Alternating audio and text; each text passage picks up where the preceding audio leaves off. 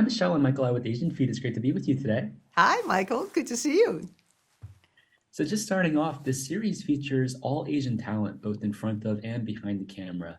How would you describe the impact and importance of seeing Asian representation in projects like this? I think it's very, very important because we are constantly, pushing forwards for many projects, whether it's TV series or movies to be seen, where it embraces more Asian elements, more Asian cast and crew as well. And I think, well, if you think about it, our showrunner, Brad Falchuk, only pretends to be Asian, but he really isn't. But we have welcomed him very, very warmly because, he has embraced our culture, loved what we have to demonstrate and be able to show. And that's why when Byron Wu came with this amazing script to him, it made sense. And we can only achieve what we are achieving is that when people believe in us and believe in the stories that we want and need to tell. And I love the way that it has been written, it has been scripted because it is fun, it's funny, it's dark humor, and then it's got the most amazing and crazy action sequences.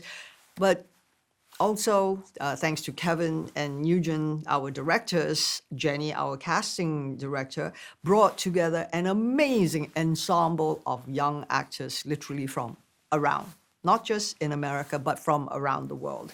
And I think sometimes, a lot of the times, it is necessary to do that because it adds the complexities and the texture with then you recognize how real it is because the Asian Americans, they come from literally every part of the Asian world.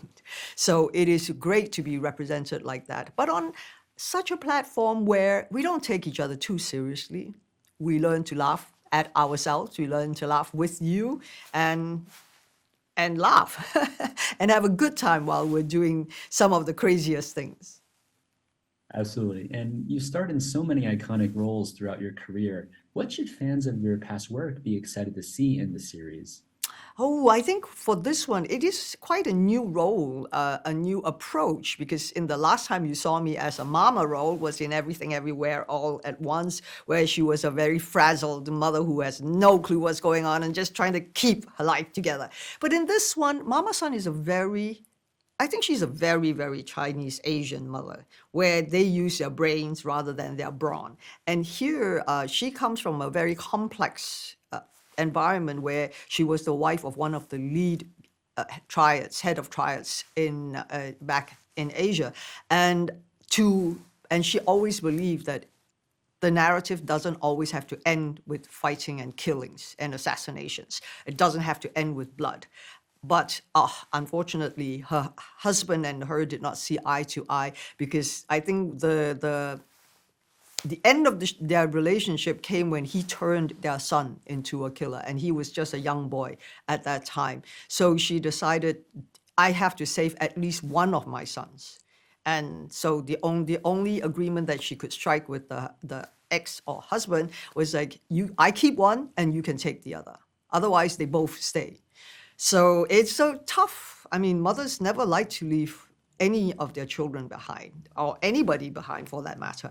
But it was a tough, tough call, and she felt that she had to do it. So they started a new life in Los Angeles in a very normal, ordinary mahjong club, all the aunties, and sending him off to school like a normal mom, like a soccer mom. Amazing. And I'm so excited for audiences to see the series. Thank you, Michelle, so much for your time today. It was an absolute pleasure, and I hope you have an amazing rest of your day. Thank you, and you too.